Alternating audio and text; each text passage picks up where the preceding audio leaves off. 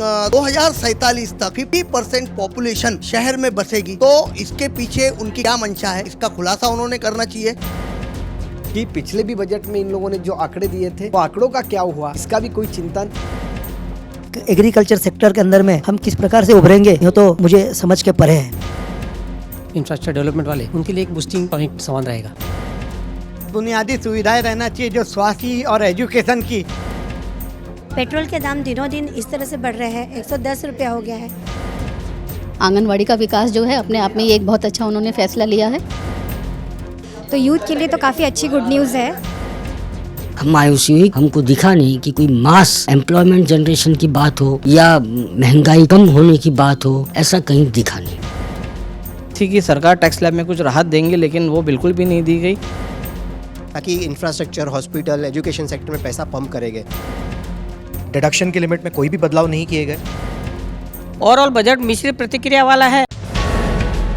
देखो, मुझे लगता है कि बजट ये हर भारतीय व्यक्ति बजट को बड़े आत्मीयता से देखता है कि इसमें सर्वसामान्य, क्योंकि भारत की जनता ये ज़्यादा लोक संख्या के अंदर में ये सर्वसामान्य है, उसको उसमें राहत मिले या उसको कोई तो भी ऐसा पुश मिले। क्योंकि आज हमारे सामने बेरोजगारी का संकट है, बड़े बड़े संकट हमारे सामने हैं।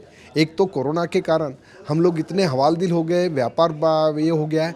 तो इस बजट के अंदर में ऐसा कोई भी ये नहीं है कि प्राविधान नहीं है या फिर बजट के सामने ऐसा एक कोई सपना नहीं है कि हम लोग हमारे व्यापार को कुछ बढ़ावा दे सकते हैं या जो किसान है, किसान को कोई मजबूती से खड़ा रहने की ताकत मिलेगी या फिर बेरोजगारों को इन्होंने रोजगार की बात की है। हम इतनी नौकरियां अवेलेबल करने वाले हैं, पर वो किस ढंग से करने वाले हैं उसका कोई मैप नहीं है।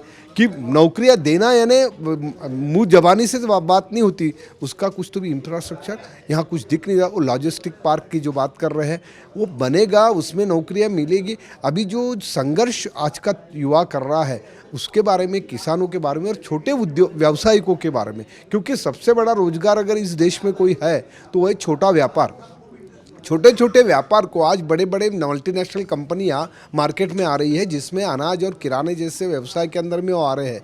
उसको रोकने की कोई भी ऐसी सिस्टम या फिर उन लोगों को जो फैसिलिटी इन्होंने दी है वो इतनी ज़्यादा फैसिलिटी है कि यहाँ का व्यवसायिक उससे कंपटीशन नहीं कर सकता है। और आज बड़ा उद्योग यहाँ से ख़त्म हो जाएगा और सबसे बड़ा रोजगार आज जो पढ़े लिखे बच्चे मांग रहे हैं उससे भी ज़्यादा अगर परिणाम कुछ होगा तो ये छोटे व्यवसाय के अंदर में होने वाला है।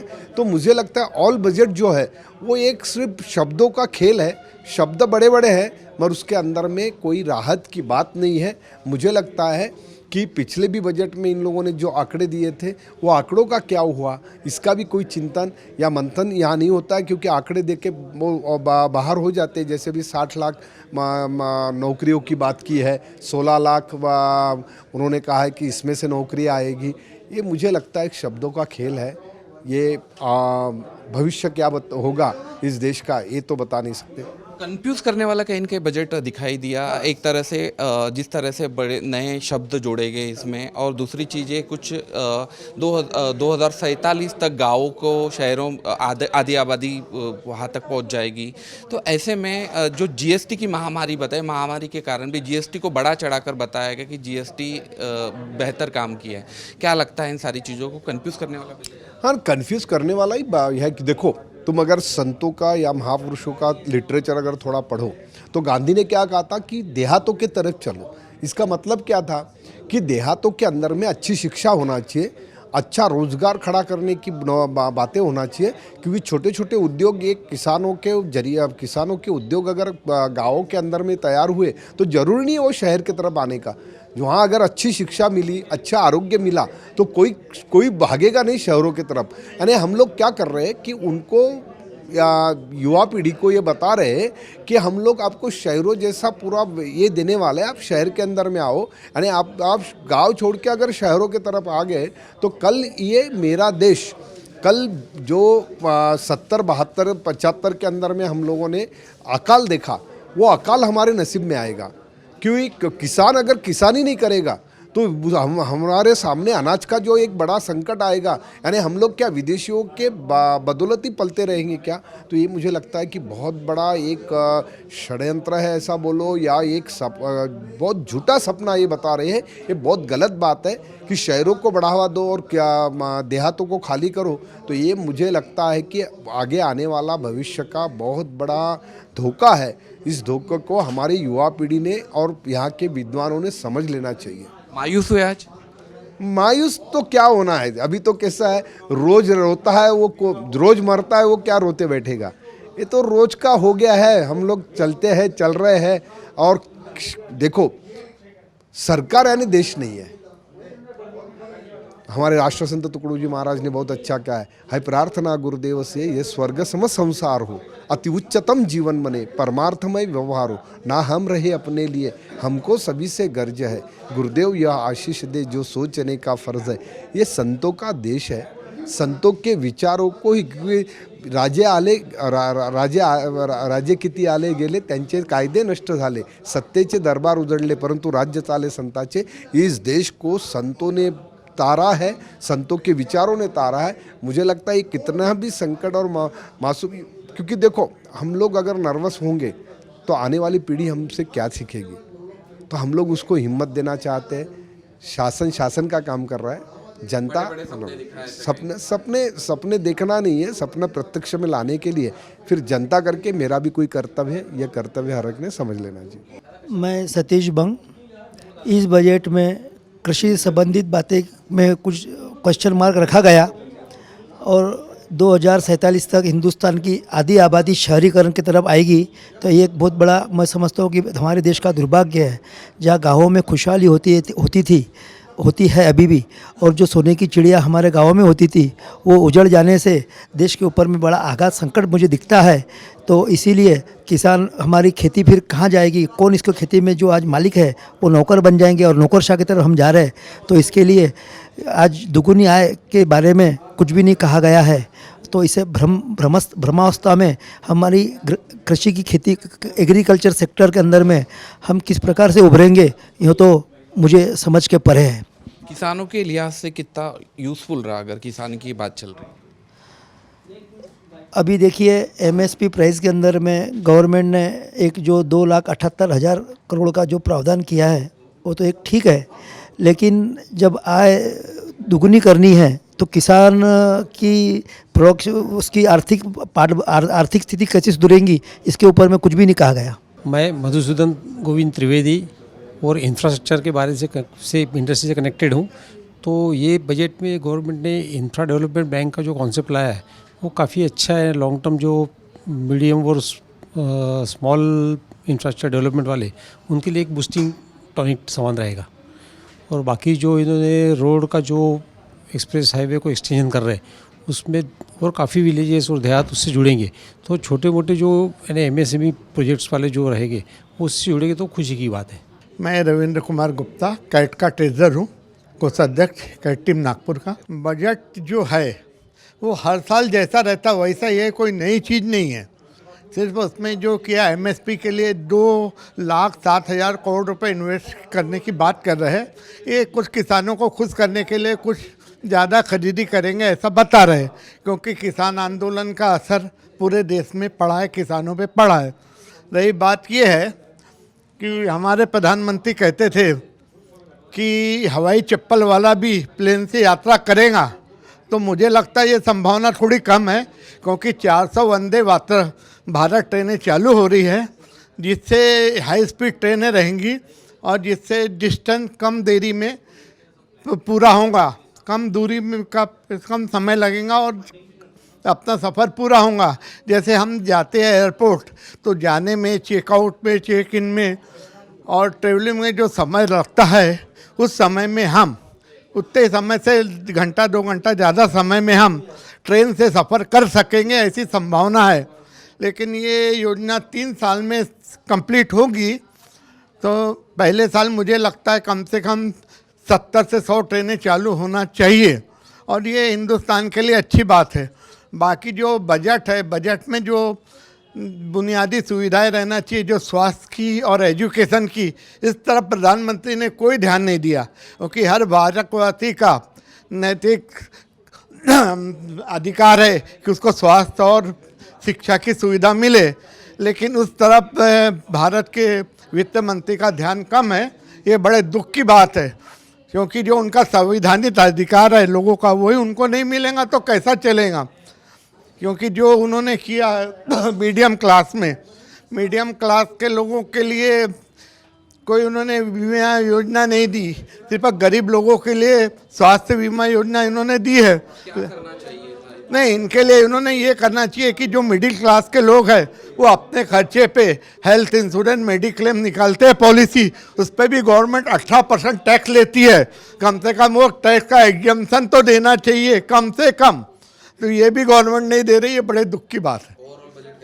और अब बजट लुहाना है, दिखावा है और प्रगति की तरफ है, लेकिन जहाँ तक के है गाँव से शहर के तरफ लोगों को शिफ्ट करने की योजना दिख रही है।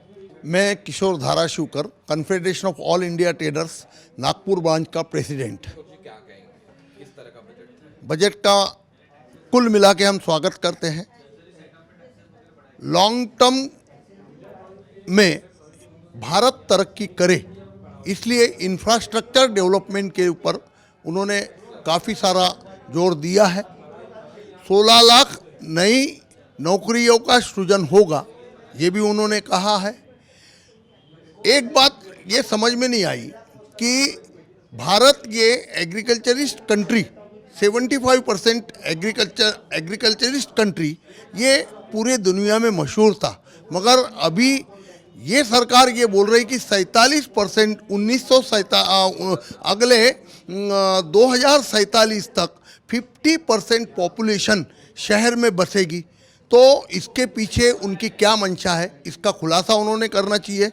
क्या इसके पीछे ये तो मंशा नहीं कि एग्रीकल्चर जमीन, कृषि जमीन बढ़े, लोग शहर में आके बसे रहे, ताकि उनको अच्छी सुविधाएं मुहैया की जा सके, कंसंट्रेट उनके ऊपर किया जा सके, और बाकी जो बची ज़मीन हिंदुस्तान की रहेगी उसको और अच्छा सुजलाम सुफलाम बनाने के लिए अगर ये योजना है तो निश्चित रूप से स्वागत योग्य है। नहीं तो इसके ऊपर क्वेश्चन मार्किंग निश्चित रूप से है, और इसके ऊपर सरकार ने सोचना चाहिए कि वो क्या चाहती है, क्योंकि 50% आबादी ग्रामीण से शहर में लाने की जो बात वो कर रहे हैं, इसके पीछे क्या कारण है, इसका खुलासा निश्चित रूप से उन्होंने करना ही चाहिए। सोने चांदी के बारे में उन्होंने कहीं ना कहीं इंडस्ट्री के तरफ सरकार का ध्यान है, ये उन्होंने जो जताया, ये एक निश्चित रूप से स्वागत योग्य कदम है। पॉलिश्ड जो डायमंड होता है उसके ऊपर इंपोर्ट ड्यूटी कम की है, ये भी स्वागत योग्य कदम है। और सोने चांदी का के ऊपर सरकार जब फोकस कर रही, कहीं ना कहीं नज़र दे रही, इसका मतलब देश की जनता खुशहाल आगे रहेगी, ये समझ के दे रही। इसका कारण ये कि सोना चांदी आदमी तभी खरीदता है जब उसकी बाकी ज़रूरतें पूरी हो जाती है। तो सोना चांदी की तरफ अगर सरकार फोकस कर रही, इसका मतलब देश को इंफ्रास्ट्रक्चरल डेवलपमेंट के माध्यम से सुजलाम सुफलाम करने की उनकी योजना ये निश्चित रूप से सामने आ रही है। और वैसे भी देखा जाए तो जैसे 400 ट्रेनें नई शुरू कर रही है जो हाई स्पीड रहेगी, उसके बाद में ट्रांसपोर्ट के लिए भी बहुत सारी सड़कों का विकास और बहुत सारा पैसा 20,000 करोड़ रुपया नया आवंटन जब कर रही है, तो इसका मतलब आगे लोगों की कनेक्टिविटी बढ़ेगी, देश और करीब आएगा। देश की 140 करोड़ जनता एक मेक के करीब आएगी, आदान प्रदान बढ़ेगा, और निश्चित रूप से जब आदान प्रदान बढ़ता है और आवागमन के साधन सही ढंग से मुहैया होते हैं तो निश्चित रूप से तरक्की और विकास बहुत तेज़ी से दौड़ता है। इसका एक छोटा सा उदाहरण ये देता हूँ कि नागपुर ग्रामीण पूर्व में जो था, आज लगभग वो पूरा नागपुर ग्रामीण शहर से कनेक्ट होते बराबर शहरी आदमी ग्राम तक जा सकता है, ग्राम का आदमी शहर तक आ सकता है। तो ये जो आवागमन के साधन बढ़े, इसके कारण हमने भी कृषि करनी चाहिए ऐसा शहरवासियों को लगने लगा है और वो भी उसमें एक बिजनेस करके इंटरेस्ट ले रहे हैं। तो ये सारी चीज़ें जो हो रही है इसका स्वागत ही करना चाहिए। स्वागत योग्य बजट है और ठीक है कि दूरागामी परिणाम आएंगे, इमीडिएट नहीं आएंगे, मगर दूरागामी भारत ये भी देखना निश्चित रूप से सरकार का ही काम होता है। और अपने घर के जो बुजुर्ग होते हैं वो निश्चित रूप से जैसे आज की चिंता करते हैं वैसे ही कल की भी चिंता करती है, उससे दूर की भी चिंता करते हैं, उनके नाती पोतों तक चिंता करते हैं। तो ये सारी चीज़ें बहुत अच्छी है, हम इसका स्वागत करते हैं। नमस्कार, मैं कल्पना पांडे। इस बार मैंने बजट बहुत ही उम्मीद से देखा था, सोचा था कि लास्ट ईयर से अब इस साल बहुत अच्छा रहेगा बजट, बट ऐसा कुछ मुझे महसूस नहीं हुआ। क्योंकि देखा जाए तो हमारे रसोई घर में हमने जो बजट बिठाया था, पिछले साल भी वही था, इस साल भी वही था। बस खुश मैं इसलिए हूँ कि इसमें ना ज़्यादा बढ़ाया गया ना घटाया गया, एज इट इज़ रखा गया। परेशानी मुझे इस बात की आ रही है कि सिलेंडर गैस जो था 1000 रुपीज़ बढ़ा दिया, इसको थोड़ा कम कर देते तो अच्छा होता।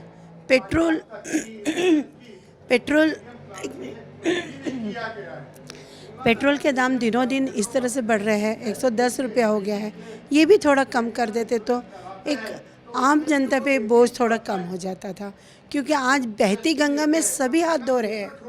अगर कोई चला सकता है वो भी बोलता है कि नहीं, कोरोना की वजह से मैं ये नहीं कर सकता, वो नहीं कर सकता। अभी बजट भी इसी तरह से आ गया है। खैर जो भी है, मायूस करने वाला तो बोल नहीं सकती हूँ मैं, पर बहुत खुशी देने वाला भी नहीं था। धन्यवाद। मेरा नाम सपना तलरेजा है और आपका ये सवाल जो है अपने आप में ही समझ में नहीं आ रहा कि इसके लिए मैं आपको क्या जवाब दूं। बजट कैसा रहा? बजट कोई ख़ास बहुत अच्छा भी नहीं कहेंगे इसे और बहुत बुरा भी नहीं कहेंगे। कुछ विशेष तो बहुत ज़्यादा इस बजट में आया नहीं, बस उसको नॉर्मली रखा गया है। जैसे था मेरे हिसाब से तो वैसे ही उसे पेश किया गया है। पर कुछ चीज़ें हैं जो मुझे ठीक लगी कि हम हमेशा बुराई की तरफ जाते हैं, अगर अच्छाई में देखें तो कुछ चीज़ें हैं जो मुझे अच्छी लगी उस बजट में। जैसे कि महिलाओं की आंगनवाड़ी के ऊपर जो सरकार ने घोषणा की है वो बहुत एक अच्छा उन्होंने निर्णय लिया है कि आंगनवाड़ी जो है निम्न वर्ग की महिलाओं से जुड़ा हुआ है आंगनवाड़ी, तो निम्न वर्ग की महिलाओं को इससे बहुत फ़ायदा होगा। आंगनवाड़ी का विकास जो है अपने आप में ये एक बहुत अच्छा उन्होंने फैसला लिया है। इंफ्रास्ट्रक्चर को लेकर जो उन्होंने बात कही है वो मुझे बहुत अच्छी लगी, क्योंकि उससे जो है हमारे देश के बच्चों को फ़ायदा होगा। 1+1 चैनल जो उन्होंने लिया है कि 1+1 चैनल आएगा, वो बहुत ही अच्छा निर्णय रहा सरकार का बच्चों के लिए, क्योंकि कोरोना में हमारे बच्चों की पढ़ाई के ऊपर में बहुत नुकसान हुआ है। तो 1+1 चैनल होने से बच्चों का वो नुकसान का जो है भरपाई होने की संभावना है। और ये बहुत अच्छा निर्णय है कि अगर इसी तरह से देश में अगर कोरोना का हाल आगे ऐसा ही रहा, स्कूल बंद स्कूल चालू, तो कम से कम बच्चे अपनी पढ़ाई का नुकसान नहीं कर पाएंगे। इस चैनल से के माध्यम से वो अपनी पढ़ाई अच्छे से कर पाएंगे। मोटा अनाज, किसानों का जो एक बोलना चाहिए कि जो मोटा अनाज को सरकार ने प्रमोट करने का निर्णय लिया है उसका भी मैं बहुत तारीफ़ करती हूँ, क्योंकि स्वास्थ्य की दृष्टि से भी मोटा अनाज बहुत अच्छा है। और मोटा अनाज बहुत अच्छा स्वास्थ्य की दृष्टि से होने के अलावा उससे किसानों को फ़ायदा होगा। जब वो मोटा अनाज बाज़ार में आएगा और वो उसका जो वैल्यू रहेगी वो जब किसान को मिलेगी तो वो एक अच्छी चीज़ है। किंतु इसके साथ किसान के लिए कुछ विशेष सरकार ने नहीं किया। किसान के मुद्दों के ऊपर में कुछ विशेष सरकार ने करना चाहिए था, तो वो नहीं होने की वजह से मुझे लगा कि कोई ख़ास फ़ायदे वाला बजट ये रहा नहीं। उसके अलावा जो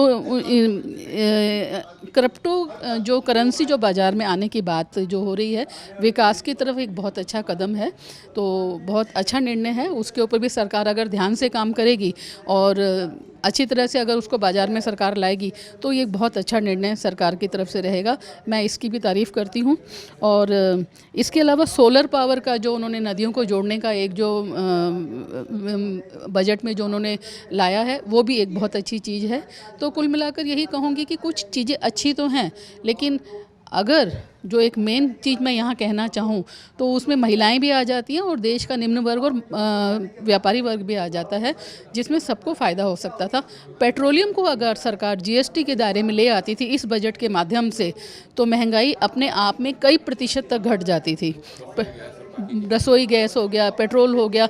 अगर पेट्रोल कम होगा तो आवागमन के ऊपर में जो खर्चा होता है वो कम होगा, सब्जियां जो बाहर से ट्रांसपोर्ट होके आ रहा है वो सस्ता हो जाएगा, गैस रसोई अपने आप में सस्ती हो जाएगी। तो मैं इस बजट के लिए सरकार को आपके माध्यम से एक ये संदेश देना चाहती हूँ कि कृपया करके इसके ऊपर सोचिए। जिस तरह से आपने देश में जीएसटी लागू की है, पेट्रोलियम को भी जीएसटी के अगर आप दायरे में लेकर आते हैं सरकार, तो इसका बहुत फ़ायदा होगा देश को, और देश की जो महंगाई है वो धीरे धीरे अपने आप ही सिमट जाएगी। तो सरकार ने इस पर ध्यान देना चाहिए। तो कुल मिलाकर बजट ठीक ठाक रहा, इसके लिए ना कुछ बुरा कहा जा सकता है और ना कुछ अच्छा कहा सकता है। जी नहीं, ऐसा कुछ नहीं है, ना मायूसी हुई ना ज़्यादा खुशी हुई है। धन्यवाद। आज जो भी बजट सेशन मिसेस सीतारमन ने किया है, तो यूथ के लिए तो काफ़ी अच्छी गुड न्यूज़ है। उन्होंने जो स्किलिंग और डेवलपिंग इंडिया का जो प्रोजेक्ट रखा है बजट में, तो मुझे उम्मीद है कि अभी जो भी नुकसान हुआ है एम्प्लॉयज़ को, जो भी नौकरियां करते हैं या जो स्मॉल बिजनेसेस करते हैं, तो उनको काफ़ी बढ़ावा मिलेगा और अच्छे स्तर पे उनको नौकरियां भी मिलेगी। हम सरकार से काफ़ी उम्मीद करते हैं। एक उम्मीद आई है, एक होप रखते हैं हम गवर्नमेंट से। देखिए, गवर्नमेंट तो अच्छा ही करती है, और वन नेशन और वन रजिस्ट्रेशन का जो उन्होंने दिया है, महिलाओं के लिए जो दिया है, तो स्टार्टअप काफ़ी अच्छा दिया है उन्होंने, और हम होप फॉर द बेस्ट, अच्छे की ही उम्मीद करते हैं।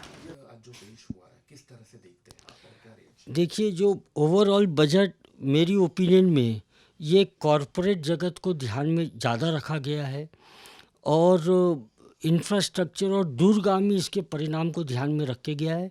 आम आदमी, पार्टनरशिप फर्म्स, व्यापारी इन जनरल, इनको कोई कुछ मिला ऐसा दिखता नहीं। देखिए, हमारा जो अभी समझ में आ रहा है कि टियर 2, टियर 3 सिटी को हम तैयार करें, तो क्या हम गांव से किसानों का पलायन प्लान कर रहे हैं? जो किसान खुद मालक है वो शहरों में आके उनके बच्चे नौकरी करेंगे? क्या ये इस दिशा में कुछ सोच है? इसके बारे में गंभीरता से सोचना पड़ेगा। हम तो ये बोल रहे हैं कि चलो गांव की ओर पॉलिसी होना, और गांव में इतना अच्छा इंफ्रास्ट्रक्चर बने, वहाँ पर जॉब अपॉर्चुनिटी मिले, वहाँ पर एजुकेशन और हेल्थ बेस्ट मिले, ताकि लोग अपने गांव में ही बसे। ऐसी होना चाहिए, ऐसा मेरा मानना है।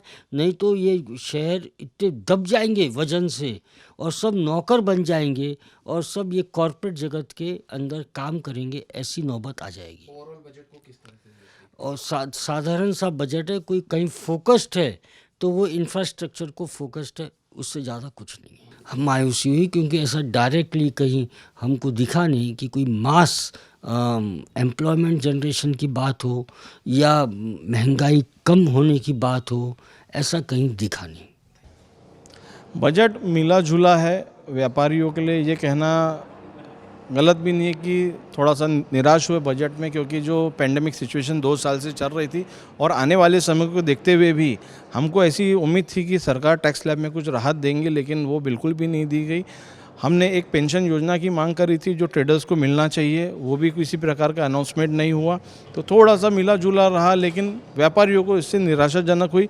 एक आम आदमी के हिसाब से देखेंगे तो बजट स्टेटस को है, कोई चेंज नहीं है, कोई वस्तु महंगी सस्ती नहीं होने वाली, कोई सस्ती वस्तु महंगी नहीं होने वाली, स्टेटस को बजट है।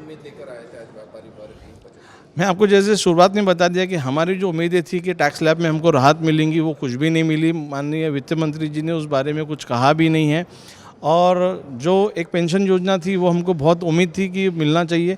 हमारी एक ये भी मांग थी कि जो जीएसटी में, जैसे आज माननीय वित्त मंत्री एक बहुत अच्छा काम कर रहा है कि 2 साल तक आप अपने इनकम टैक्स रिटर्न्स में करेक्शंस कर सकते हैं, वो हमको उन्होंने उसकी छूट दी है। ऐसी हमारी एक मांग थी कि जुलाई 2017 से जब से जीएसटी लगा है, सरकार ने तकरीबन 1200 से अधिक खुद ने चेंजेस करे, लेकिन हमने अगर कुछ भी रिटर्न फाइल कर दिया तो हमको किसी भी प्रकार का चेंज करने का मौका नहीं था।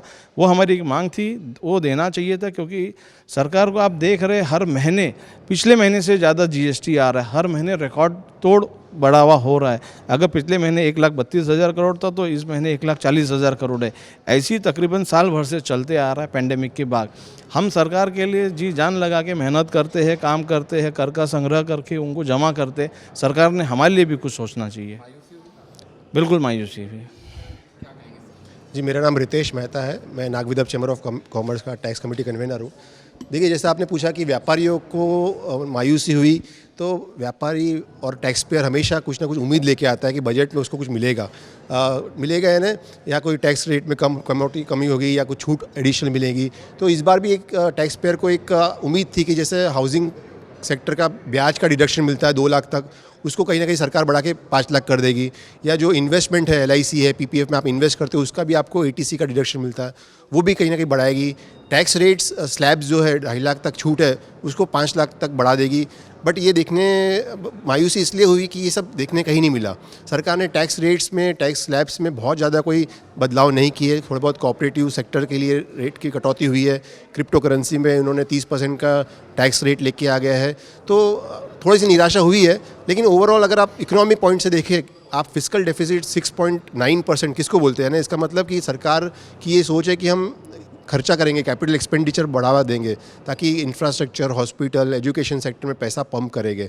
तो उसकी वजह से फिस्कल डेफिसिट बढ़ रहा है। तो फिस्कल डेफिसिट को बढ़ते हुए रखना भी एक बहुत बड़ी हिम्मत की बात होती है जो सरकार ने की है कि फिस्कल डेफिसिट को उन्होंने बढ़ने दिया, लेकिन साथ में बोला कि हमारा फोकस है कि हम डेवलपमेंट पे ध्यान देंगे और उसके लिए इंफ्रास्ट्रक्चर है, आपके जहाँ भी पंपिंग हो सकता है वहाँ पे पंप किया उन्होंने। मैं राम अवतार तोतला, नागविदर्भ चैम्बर ऑफ कॉमर्स का सचिव। देखिए, सरकार से उम्मीदें रखना हमें तो चाहिए ही, लेकिन व्यापारी वर्ग को जिस तरह से उन्होंने देना चाहिए था वो नहीं दिया। लेकिन ये खुशी की बात है कि उन्होंने कोई टैक्स भी नहीं लगाया। क्या उम्मीद लेके गए थे? नहीं, जो आज मैं समझता हूँ कि 5 साल से इनकम टैक्स स्लैब जो व्यक्तिगत आयकर का अभी तक नहीं बढ़ा है, उसको बढ़ाना चाहिए, क्योंकि एक साल में महंगाई कम से कम 15% 20% बढ़ी है। उस हिसाब से तो कम से कम उसने स्लैब बढ़ाना चाहिए। और दूसरी बात यह है कि MSME के तहत उन्होंने व्यापारियों को जो छूट दी है, इसके लिए व्यापारी वर्ग को इतनी जानकारी नहीं है। और तो उन्होंने बैंकिंग सेक्टर को भी प्रमोट करना चाहिए कि भाई अपने जिनके खाते हैं उनको वहाँ जाके बताएं कि भाई आप MSME से भी लोन ले सकते हैं और अपना व्यापार को बढ़ावा दे सकते हैं। तो इससे बहुत बड़ा बेनिफिट मिलेगा। और मैं समझता हूँ कि सरकार ने GST कलेक्शन के लिए जिस तरह इनकम टैक्स के लिए 2 साल का दिया है, भाई आप अपना कर सकते हो, तो GST कलेक्शन में भी लचीलापन लाना चाहिए ताकि लोग खुश होकर अपना व्यापार को बढ़ा सके। ओवरऑल बजट मिश्रित प्रतिक्रिया वाला है और व्यापारी निराशाजनक है। Sandeep Jotwani, direct tax convener, Nag Vidarbha chamber of commerce. देखिए, बजट में डिफेंस के ऊपर अच्छा फोकस किया गया, रूरल एग्रीकल्चर के ऊपर फोकस किया गया, एजुकेशन के ऊपर फोकस किया गया, इंफ्रास्ट्रक्चर के ऊपर फोकस किया गया। जब अलग अलग सेक्टर्स पे अच्छा फोकस होता है तो हर इंसान की उम्मीद बढ़ जाती है, और हमारी भी उम्मीद पहले से थी, क्योंकि बहुत जल्द चुनाव होने वाले हैं, तो हमारी उम्मीद वैसे ही बहुत ज़्यादा थी। एक छोटे व्यापारी के हिसाब से देखा जाए, एक मध्यम व्यापारी के हिसाब से देखा जाए, एक छोटे टैक्स पेयर के हिसाब से देखा जाए, तो सबको उम्मीद थी कि टैक्स में रियायत मिलेगी। पर टैक्स में ऐसी कोई भी रियायत नहीं दी गई, डिडक्शन की लिमिट में कोई भी बदलाव नहीं किए गए, जो एक आम इंसान की उम्मीद होती है। पिछले 2 साल से बहुत ज़्यादा कठिनाइयों का सामना सबने किया है, चाहे वो मध्यम वर्गीय हो, उद्योग हो, सबने किया।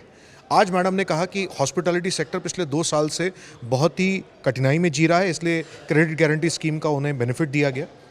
अच्छी बात है, स्वागत योग्य है, लेकिन सिर्फ वो एक सेक्टर नहीं है जिसको कठिनाइयों का सामना करना पड़ा। उसके अलावा और भी कई सारे सेक्टर्स हैं जिन्होंने पिछले 2 साल में परेशानियां झेली हैं।